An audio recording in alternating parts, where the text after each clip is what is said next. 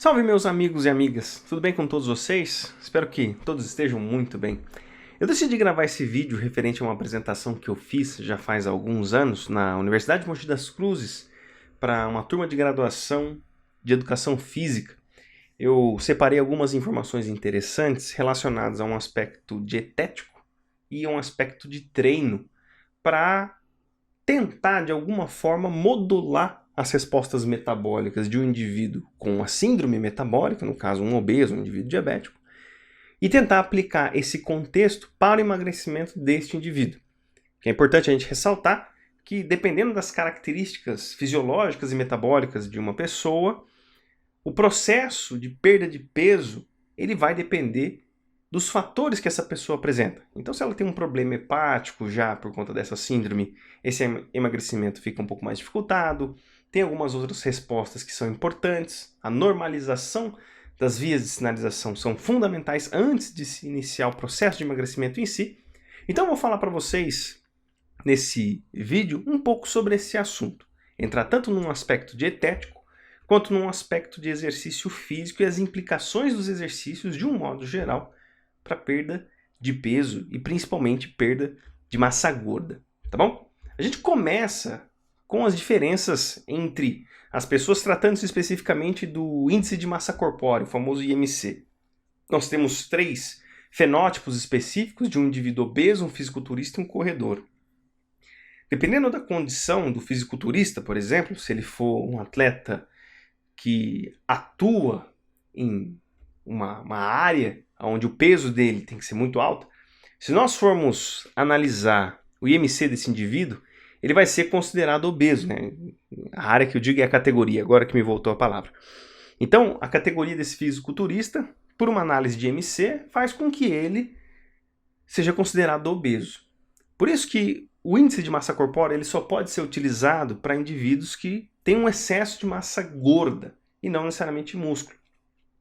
Então, tratando-se da composição corporal, os 3 indivíduos têm composições corporais diferentes.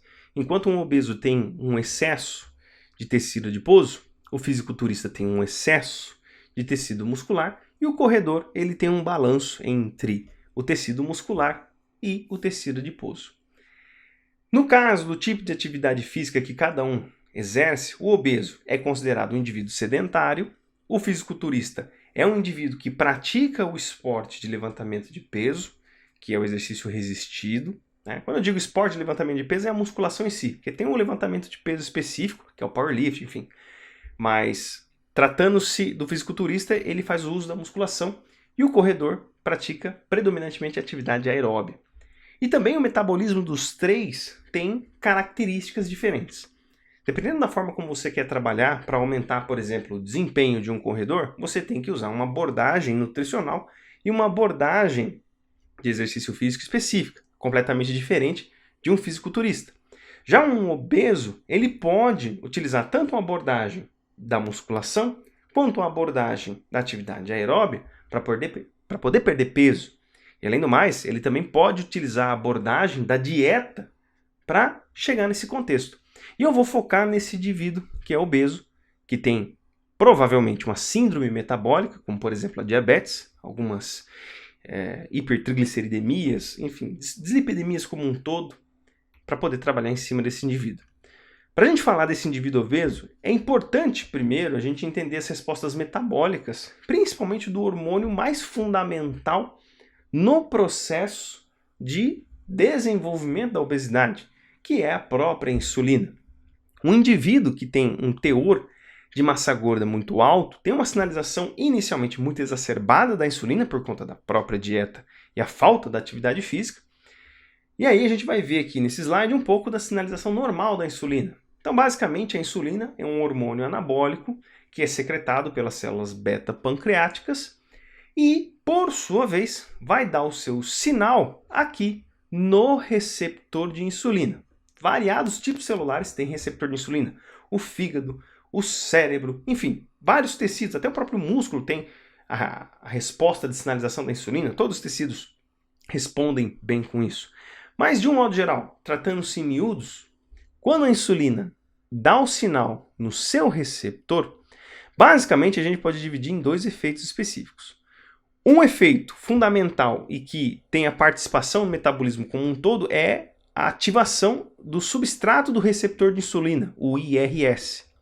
Esse substrato, por sua vez, ele vai ativar a PI3K, que é uma quinase que vai promover a formação de inositol trifosfato, ativar a AKT, e aí essa ativação da AKT vai fazer algumas coisas interessantes. Primeira coisa, a AKT promove a síntese proteica, síntese de glicogênio e inibição da gliconeogênese.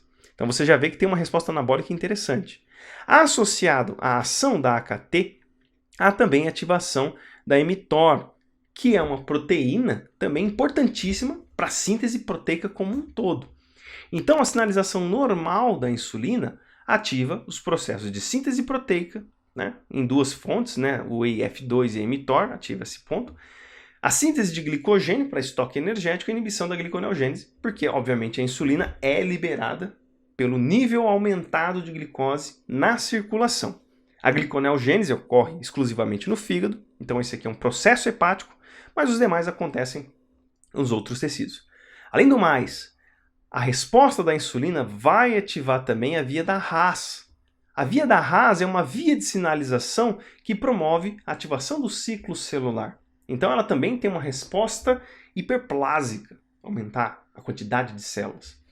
Juntamente com isso, ela também dá sinais conjuntos aqui para externalização e translocação do GLUT4, que é um transportador de glicose que permite a difusão passiva dela através aqui desse transportador.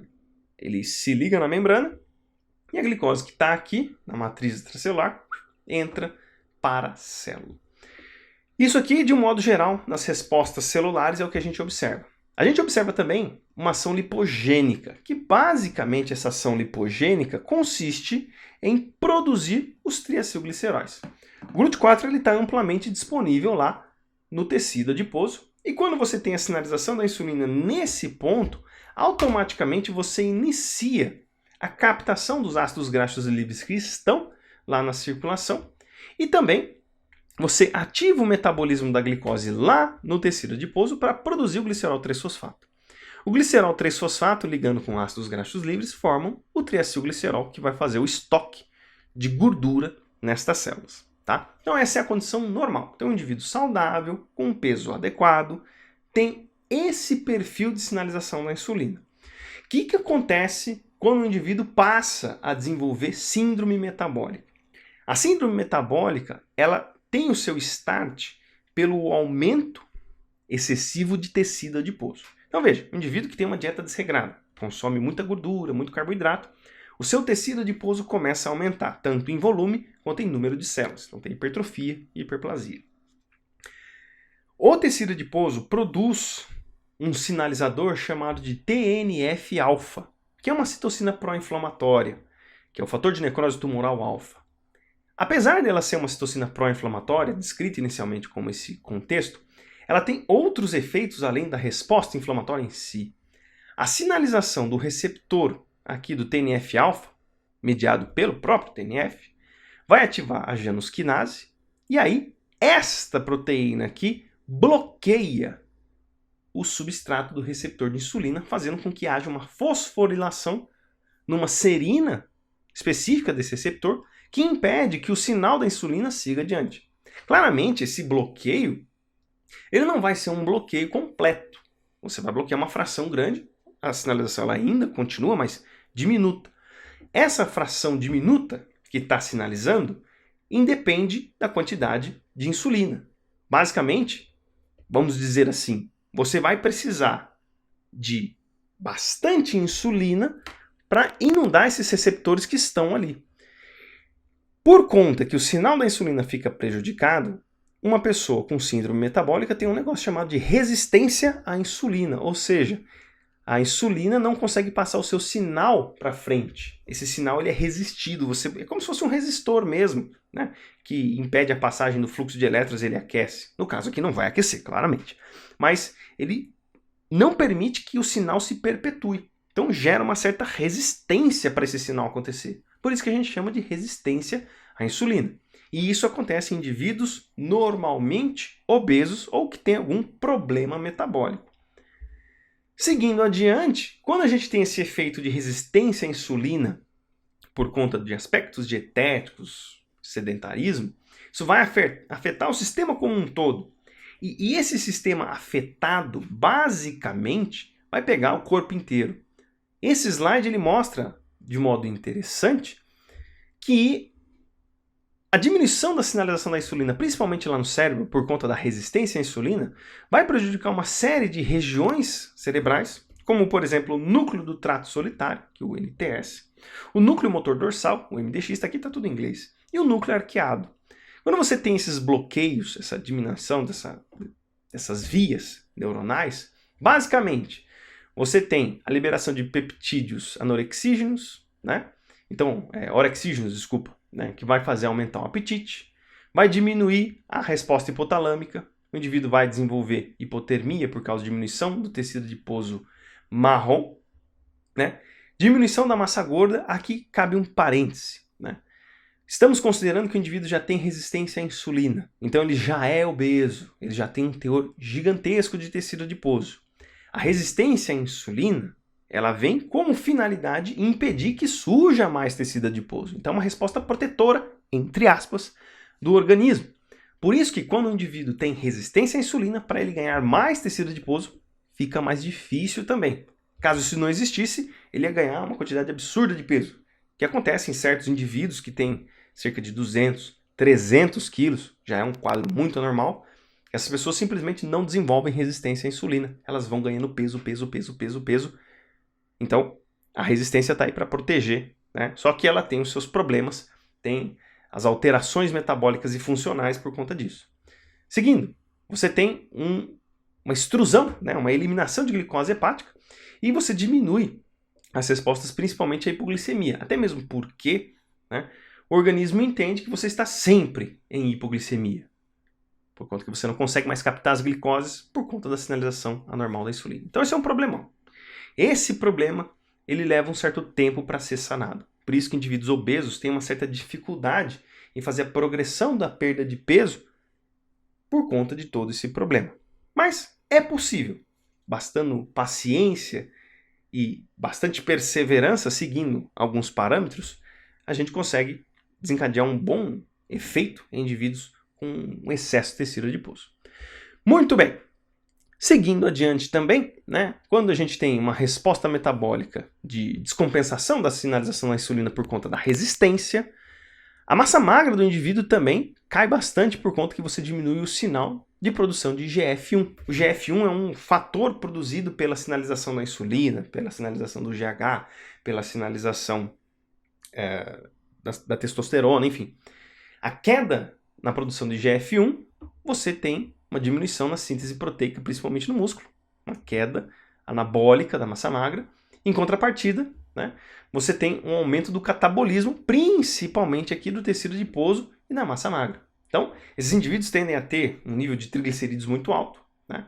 Só que esse triglicerídeos que sai lá do tecido adiposo, está circulante e não está sendo utilizado para finalidade energética nenhuma, cai no fígado e aí o fígado começa a estocar essa gordura. Então o indivíduo passa a desenvolver uma esteatose hepática. Tá? Então você elimina a gordura do tecido adiposo quando tem a sinalização anormal da insulina. Mas eliminar dali não significa que ela vai ser oxidada. Ela vai ser apenas transportada do tecido adiposo para a circulação. Se não for utilizado, vai ser estocado em outro lugar. E esse outro lugar é o fígado. Por isso que a síndrome metabólica, os problemas metabólicos atacam o principal órgão metabólico, que é o fígado. E o cérebro também sofre com essa brincadeira. Tá bom? Então, olha só, esse ponto é importante. A gente diz que restaurar o fenótipo normal da sinalização da insulina é fundamental para a perda de peso de indivíduos obesos, bem como a manutenção de um peso saudável. Então, a primeira premissa que eu julgo ser interessante na perda de peso de um indivíduo é restaurar o seu metabolismo. Pode ser que numa primeira circunstância o indivíduo ele não tenha uma resposta de perda de peso adequada, mas ele começa a se sentir melhor, mais disposto, porque gradualmente e lentamente a sinalização da insulina começa a se tornar novamente normal. tá? Então a gente vai falar um pouquinho sobre esse assunto, utilizando alguns aspectos dietéticos e utilizando também alguns aspectos do exercício físico. Para começar, a gente falando das estratégias, obviamente, né?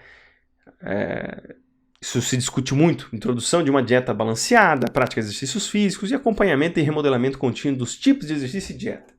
A gente vai discutir bastante esse terceiro aspecto, porque tem alguns pontos importantes para falar por que você precisa remodelar continuamente os exercícios, ou seja, você tem que trocar de exercício, você tem que mexer na dieta por uma série de fatores. E a gente vai discutir mais ou menos aqui nessa aulinha aqui, começando pela dieta e perda de peso. Esse é um artigo muito interessante, foi publicado em 2008, e ele comparou 3 tipos de dietas, né? São intervenções que foram feitas ao longo de 24 meses, então é um estudo de 2 anos, um estudo bem longo, inclusive, que pegou indivíduos que têm síndrome metabólica, né? Tem um teor de tecido adiposo elevado, então são indivíduos sobrepeso e obesos. E aí eles aplicaram 3 tipos de dieta. Em vermelho, nós chamamos da dieta com baixo teor de gorduras, low fat diet. Em laranja, a dieta do Mediterrâneo, que é uma dieta específica. Eu, infelizmente, não verifiquei o que vai nessa dieta aqui, mas provavelmente deve ser composta muito de frutas, enfim. É uma dieta que se faz no Mediterrâneo. E uma dieta com baixo teor de carboidratos. As 3 dietas foram feitas por um período de 24 meses. E aí foi observado a variação, né, a média da variação de peso ao longo dos meses. Uma coisa interessante.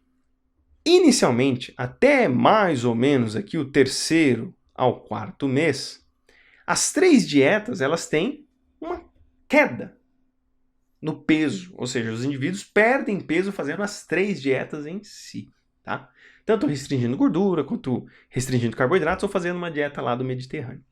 Só que percebe o seguinte, conforme os meses vão passando e ainda fazendo a manutenção da mesmíssima dieta, o corpo entra numa adaptação metabólica, fazendo com que a taxa metabólica basal desse indivíduo também caia. Ou seja, ele começa a trabalhar de uma maneira diferente os seus aspectos energéticos.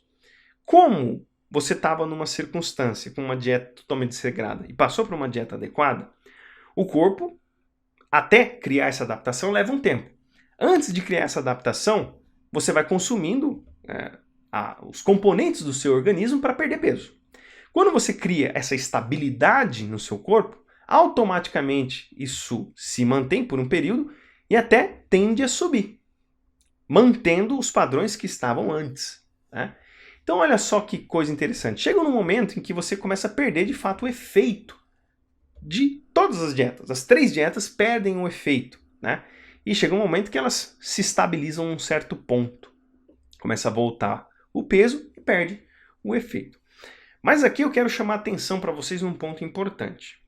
Se nós formos considerar apenas a perda de peso como um todo, teoricamente, a melhor dieta a ser administrada é a dieta com baixo teor de carboidrato. Por isso que tem muita gente que restringe carboidrato, porque você perde peso, e perde bastante. Tá aí, é um resultado bem fidedigno. Vários estudos têm resultados semelhantes a esse, então é algo já bem fundamentado na literatura. Mas a gente não pode esquecer nunca que nós não somos feitos apenas de um tipo celular.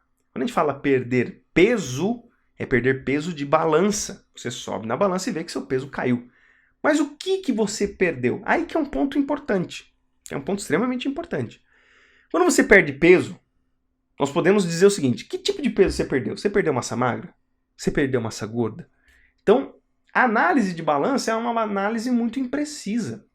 Ela não te dá todos os fatores importantes daquilo que você perdeu. Para um indivíduo que é obeso, é fundamental você perder o quê? Gordura. Você perder massa gorda e não perder massa magra.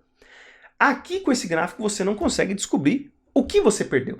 Você sabe que você perdeu, mas o que? Não se sabe. E aí a gente passa para um outro estudo. Um estudo interessante também, muito bacana, que foi publicado na Cell. E esse estudo, ele fala uma coisa extremamente importante. Ele pegou uma série de indivíduos com síndromes metabólicas também e fez 2 tipos de restrição. A restrição de carboidrato e a restrição de gordura. Entretanto, nos 2 grupos se manteve as mesmas taxas energéticas para os dois grupos, ou seja, restringiu o carboidrato, mas manteve um certo teor de energia, e aqui restringiu gordura, mas manteve exatamente o mesmo teor de energia. Então as dietas, caloricamente falando, são iguais. Né? Agora, se você perceber, quando você restringe carboidrato, né, você vê que a sua taxa de variação de peso ela cai bastante. Né? A linha em azul, né, e essa quadradinha aqui, né, esse losango azul, é a restrição de carboidrato, RC, restrição de carboidrato. E aqui é restrição de gordura. Você perde bastante peso, certo? Em comparação, por exemplo, à restrição de gordura. Mas olha só, se você restringe gordura, olha o quanto você perde de gordura ao longo de 6 meses. Isso aqui é um modelo matemático que foi determinado, eles conseguiram validar esse modelo e verificou que quando você restringe gordura, você não perde tanto peso, mas você perde massa gorda. Então o peso que você perde é o peso de massa gorda. Se você restringe carboidrato, você vai perder mais peso, só que você vai perder tudo. Vai perder massa gorda, vai perder massa magra, vai perder líquido. Então, isso é um paradigma interessante. Quando a gente está tratando de indivíduos com síndrome metabólica, pessoas obesas, a melhor restrição que você pode fazer para essa pessoa, é claro, é readaptar a dieta dela, diminuir, obviamente, os excessos, mas se implicar alguma restrição, a melhor restrição que deveria ser feita é a restrição de gordura. Porque nós temos modelos matemáticos que demonstram que, restringindo um teor de gordura, principalmente as saturadas, o indivíduo ele perde mais massa gorda. Coisa extremamente interessante. Outro ponto fundamental, que esse estudo foi feito em modelos animais, não cheguei a verificar se tem estudos em humanos, mas esse estudo que foi publicado em 2012 também na Cell, os dois foram na Cell Metabolism. A Cell Metabolism ela é um pouco diferente da Cell, mas assim, são revistas extremamente boas. Você vai perceber que se você cria um padrão de dieta em um tempo restrito, ou seja, nós vamos nos alimentar a cada 2, 3, 4, não importa. Criou-se um padrão de alimentação de tantos em tantos tempos. Esse padrão que se cria em tempo restrito, ou seja, vou comer tal coisa a cada 5, 6 horas. Deu 6 horas, exatas 6 horas, eu me alimento. 6 horas depois, me alimento de novo. Esse experimento, eles pegaram 4 grupos que deram uma dieta normal, ad libitum, o A significa ad libitum, ou seja, a vontade, e o T é o tempo restrito. O N é a dieta normal. O F é uma dieta gordurosa, alto teor de gordura, 45% de gordura na dieta. O A é a vontade e o T é tempo restrito. Olha só que coisa interessante. Se você pega esses animais por um período de aproximadamente 18 semanas e coloca eles numa dieta gordurosa à vontade, você percebe que eles têm um ganho exponencial de peso. Só que, se você coloca eles numa dieta que tem a mesma caloria, teoricamente, que é essa aqui, que é a de libitum, teor calórico, 45% de gordura, mas restringe o tempo que eles vão comer, ou seja, vocês vão comer exatamente a mesma coisa, só que vocês vão comer exatamente a mesma coisa exatamente nesse momento. Você só tem esse horário para comer. Percebe que mesmo comendo um teor absurdo de gordura, o ganho de peso desses animais é praticamente igual ao grupo de dieta normal, a de libitum. Provavelmente não deve ter tido diferenças também com o grupo dieta tempo restrito normal. Mas enfim. Mas olha só a diferença da dieta tempo restrito com gordura e a dieta à vontade com gordura. Então, outro ponto importante. Comer em períodos específicos também ajuda a regular o metabolismo, porque isso tem uma alteração principalmente no ciclo circadiano do indivíduo. O ciclo circadiano trabalha modulando o metabolismo. Então, comer em horários específicos também ajuda.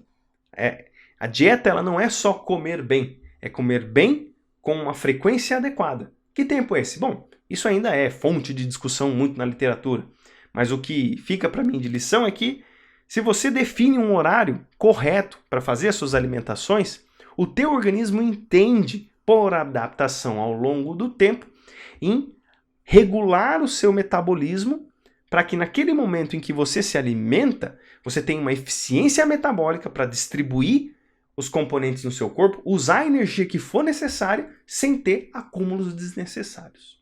Então, tempo específico, comer na hora certa, é um ponto importante a ser considerado também. Então, a dieta é aquele ponto que a gente falou, né? Essa condição de perder gordura, né? Se você mantém uma dieta por muito tempo, depois de um certo tempo ela perde o seu efeito. Então, é predominantemente fundamental, se você quer perder gordura em indivíduos com síndrome metabólica, a restrição de gordura é preferível em relação à restrição de carboidratos, e comer no tempo certo, comer em horários específicos também vai ajudar ainda mais a perder esse peso ou ainda mais fazer a manutenção. Enfim, existem muitas coisas. Foi só um detalhe que eu citei aqui para vocês. E em relação à prática de exercícios, né? Exercício físico, a gente está falando de exercício não atividade, né? Tem uma diferença entre as duas coisas, mas a gente coloca aí os dois tipos específicos, que é o exercício aeróbico e o exercício anaeróbico. Esses dois tipos de exercício físico, eles têm condições diferentes de sinalização no nosso organismo. Enquanto que é o exercício resistido, vai desbocar por uma via para ativar respostas hipertróficas no organismo, a atividade aeróbica, por sua vez, por fazer um consumo elevado de ATP, né, e ativar MPK, você tem ativação da PGC1-alfa, que vai promover a biogênese mitocondrial. Então, de um lado, você tem uma hipertrofia de tecido muscular, do outro lado, você vai ter uma hiperplasia mitocondrial. Você tem também uma hipertrofia muscular, um pouco bem mais singela, né, mas ela existe para compensar essa quantidade de mitocôndrias. Então, a resposta oxidativa, quem pratica exercício aeróbio, é muito superior a uma resposta em relação ao indivíduo que puxa ferro, né, um indivíduo que faz musculação. E se você olhar, né, o perfil histológico, né, das fibras desses dois indivíduos é diferente. Como você tem um teor elevado de mitocôndria, automaticamente você vai precisar de mais mioglobina para captar oxigênio, para ofertar para essas mitocôndrias. Então a fibra muscular de pessoas que praticam atividade aeróbia tende a ser mais vermelha. Já um indivíduo que pratica musculação, ele não tem uma biogênese mitocondrial tão expressiva. Tem uma pequena biogênese, porque a mTOR é poderosíssima nesse ponto. Mas a ação dela é predominantemente na síntese de actina e miosina. Como você não tem tanta mitocôndria assim, a coloração da fibra vai ser um pouco mais esbranquiçada. Claro, não vai ser uma fibra branca, mas ela vai ser um pouco mais clara em comparação ao indivíduo que pratica atividade aeróbica, porque você não tem tanta mitocôndria e não tem necessidade de ter tanta mioglobina assim, tá bom? Então tem essas duas diferenças aí. Sinalização predominante de quem puxa ferro, IGF-1. Sinalização predominante de quem corre, quem faz atividade aeróbica, a MPK. E aí a gente tem algumas compensações do exercício. Por exemplo, por que é importante treinar e treinar continuamente? Pelo seguinte, o exercício físico ele depende de múltiplas adaptações. Essas adaptações elas são cumulativas e ao longo do tempo. Se você para de treinar, você vai perdendo também esse nível adaptativo. Então aqui nós temos três condições. A primeira vai falar da performance do exercício e o metabolismo muscular como um todo. Na segunda linha aqui, teor proteico e conteúdo enzimático, que também é teor proteico do mesmo jeito. E a quantidade de RNA mensageiro, que vai fazer aí o molde para a síntese das proteínas que o músculo vai precisar. Se você for pegar um exercício agudo, né, exercícios agudos estimulam a célula a iniciar a produção de uma série de proteínas por conta aí da sinalização para iniciar a produção dos RNA mensageiro. A mTOR, a MPK, tem todo esse evento aí. Tá? Então você tem pequenas adaptações. Só que o que acontece? São picos. Tá? Você tem um pico, logo ele cai e volta para o basal. Outro pico, cai e volta para o basal. Outro pico, cai e volta para o basal. Esses picos, né, eles têm uma duração muito curta. Só que, perceba o seguinte, você sempre vai tendo picos e picos e picos. O importante é você iniciar uma sustentação, uma subida gradual, para que o teor de RNA mensageiro sempre esteja cada vez maior de modo basal. Ou seja, a base, né, o normal, sem estar fazendo exercício sem nada, tem que estar um pouco mais elevado para você ter uma boa adaptação do exercício. Automaticamente, quando isso acontece, você está treinando rotineiramente, Vamos pegar uma pessoa que treina bastante, treina todos os dias, né? Exercício crônico, ao longo de semanas e meses, isso aqui vai aumentando, e o teor proteico vai aumentando, e a performance também vai aumentando. Então o exercício físico, para ele ter uma resposta interessante, uma resposta para você falar assim, olha, tive uma boa adaptação, foi legal, já estou sentindo uma diferença, é no mínimo 12 semanas ou 3 meses, né? O que significa que é necessária uma perseverança. Transcendendo esses 3 meses, essas adaptações, obviamente, elas vão atingindo um certo platô, e aí você sempre precisa remodelar o seu exercício, aumentar a intensidade, aumentar o volume. Enfim, eu não sou profissional da educação física, pode ser que eu esteja falando uma besteira, mas tem que aumentar o teor de exercício, modificar talvez um tipo ou outro de exercício, para que você melhore essas respostas. E aí a gente tem aqui também algumas tabelas, né, para mostrar as diferenças, o que faz cada tipo de exercício em relação a uma série de fatores morfofisiológicos do músculo. Por exemplo, a hipertrofia. No indivíduo que faz exercício aeróbio, praticamente não existe, né? Já no indivíduo que faz exercício resistido, a hipertrofia muscular aumenta muito, né? Aqui está falando que a força e o poder do indivíduo aeróbio, né, no músculo, ele tende a ficar igual ou diminuir, mas na verdade isso não necessariamente é verdade, porque você tem uma adaptação neuronal, né? E essa adaptação neuronal faz com que a eficiência do seu músculo para contrair, fazer um movimento de contração, seja maior porque você recruta mais fibras. Se você tem uma eficiência melhor, automaticamente essa eficiência gera uma resposta melhor, né? Então, a força é a massa vezes a aceleração. Se você tem uma aceleração que é uma resposta mais eficiente do músculo, você vai ter mais força. Então, enfim, isso depende muito, né? Mas muitas coisas aqui se perpetuam, né? Então, olha lá, capacidade anaeróbica. Exercício aeróbico tem pouca, aeróbico já tem muito. Né? Síntese miofibrilar, pouca no exercício aeróbio, muito no exercício resistido, né? Agora, olha só, a densidade mitocondrial e função oxidativa aumenta muito no exercício aeróbio. No exercício resistido aumenta pouco. Então, para o indivíduo que é obeso, você percebe que você tem que fazer uma compensação dos dois lados, né? Você pode fazer isso sem problema nenhum. Porque o indivíduo obeso, obviamente, numa primeira circunstância, ele não vai participar de nenhum tipo de esporte de altíssimo rendimento. Ele vai ter que fazer o café com leite ali para melhorar a sua qualidade de vida. Outro ponto aqui, né, no aspecto geral do organismo, né, você vê aqui, ó, a densidade mineral óssea melhora nas duas condições, teor de gordura também diminui nas duas condições, mais no aeróbico do que no resistido. Você fala, nossa, a musculação perde massa gorda? Perde. Porque se você aumenta o teor de massa magra, a taxa metabólica basal também aumenta. A gente vai ver isso já já. E aí, por conta disso, você tem uma queda aí no teor de massa gorda. Enfim, várias outras respostas aqui, né? Taxa de repouso do coração, né? Então, ou seja, frequência cardíaca, pressão arterial, tudo isso melhora bastante com o exercício aeróbico, mas você tem aí também algumas condições que melhoram no exercício resistido, né? Como, por exemplo, aqui a pressão diastólica, ela cai tanto no exercício aeróbico quanto no exercício resistido. Então, musculação também é bom para a pressão arterial, né? Então, tem todos esses pontos interessantes aí. E olha só aqui uma coisa interessante também. Esse é um artigo antigo, de 1993, mas esse gráfico ele é muito legal, porque ele mostra para nós o que acontece com a oxidação de gordura, né?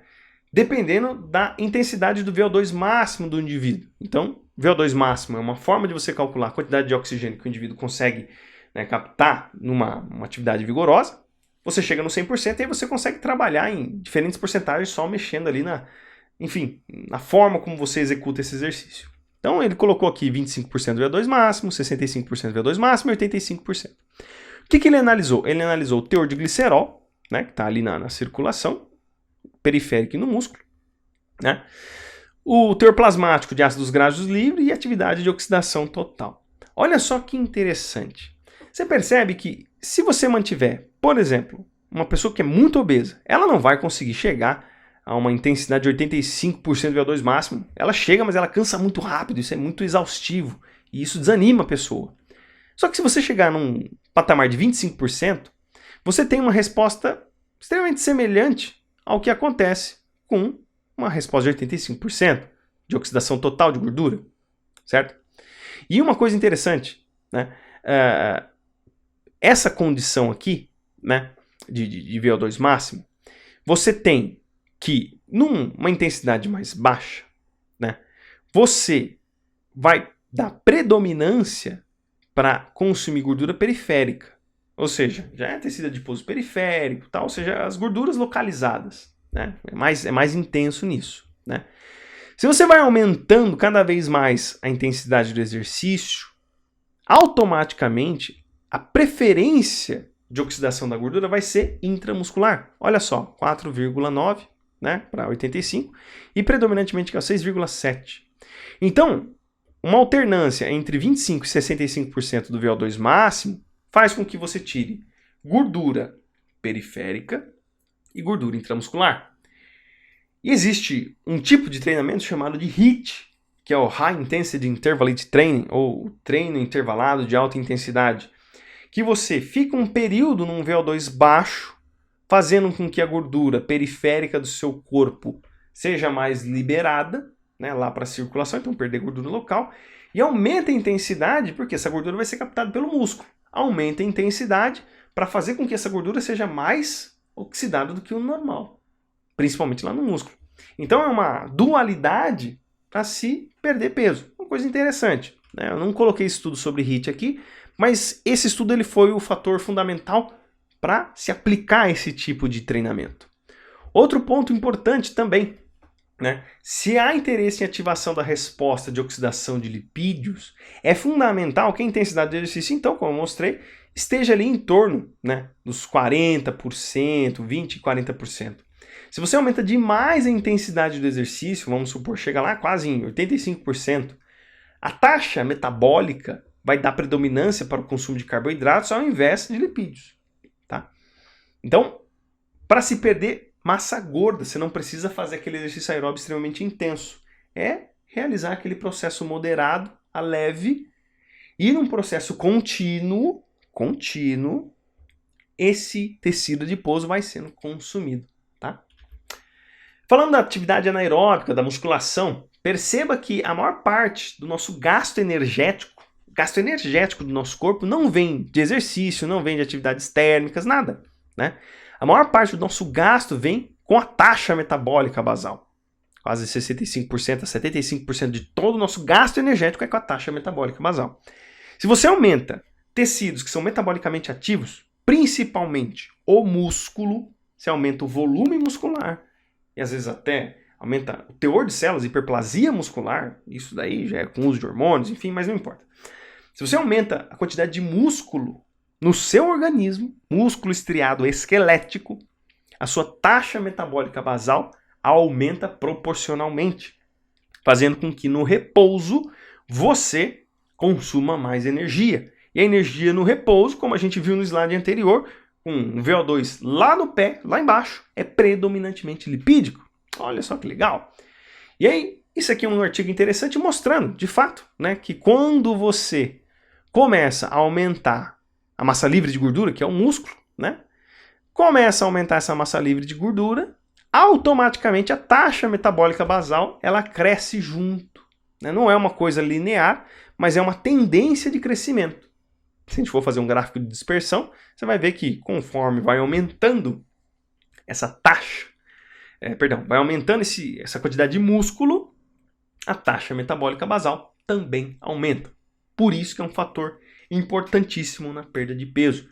Lembre-se, nós estamos falando de indivíduos com síndrome metabólica, pessoas com problemas de sinalização da insulina. Não estamos falando de atleta de alto rendimento, que é outra história, tá bom? E para encerrar, mostrando esse gráfico interessante, né, o que a gente faz com um indivíduo que está com teor de gordura, né, indivíduo obeso, sobrepeso, você dá preferência para atividade aeróbia, dá preferência para musculação ou você faz ambas em conjunto? Olha só, eu coloquei aqui destacado 4 condições, que é o peso corporal total, teor de massa gorda, massa magra e a porcentagem de gordura. Tá? Exercício resistido, então essas 3 linhas é o exercício resistido, ou seja, o indivíduo começou assim, ao longo de 10 semanas ele ficou assim, e a significância. Né? Aeróbio é a mesma coisa, e aeróbio mais resistido, treino resistido, mesma coisa também. O que você observa? No exercício resistido, o indivíduo que fez musculação, bom, ele não chegou a perder peso. Ele até ganhou peso, certo? Porém, o indivíduo que treinou, fez atividade aeróbica, ele perdeu peso.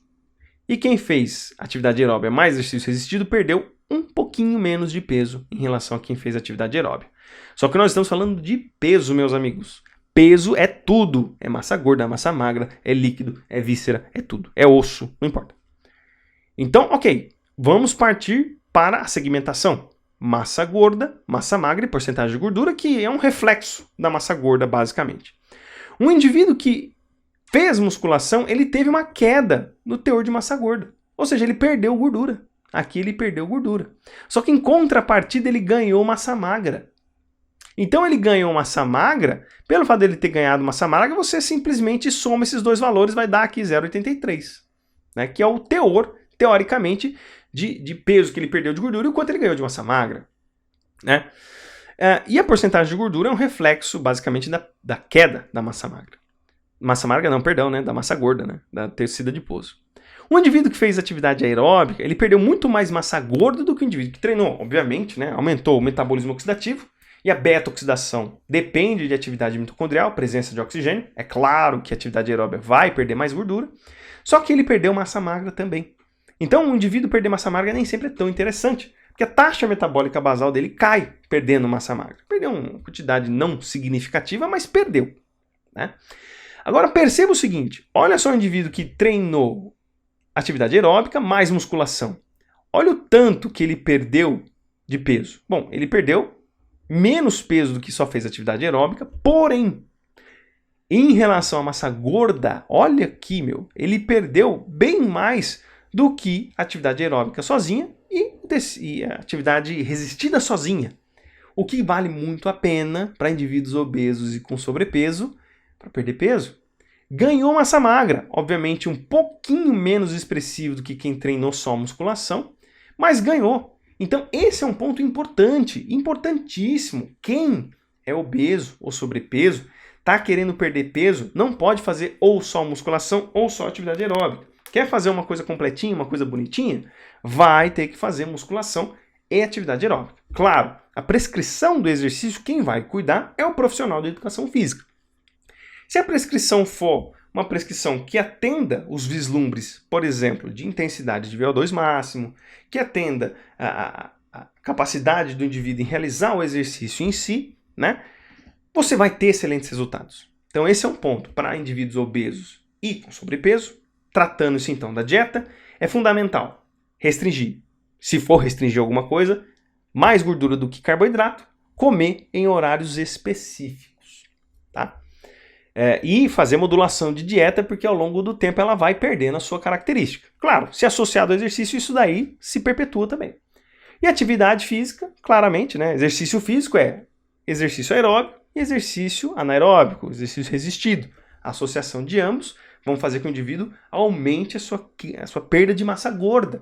Por quê? Você tem biogênese mitocondrial associada a um ganho de massa magra, aumentando a taxa metabólica basal. Legal, né? Interessante. Bom, eu falei bastante sobre esse assunto aí. Todas as referências estão no descritivo desse vídeo.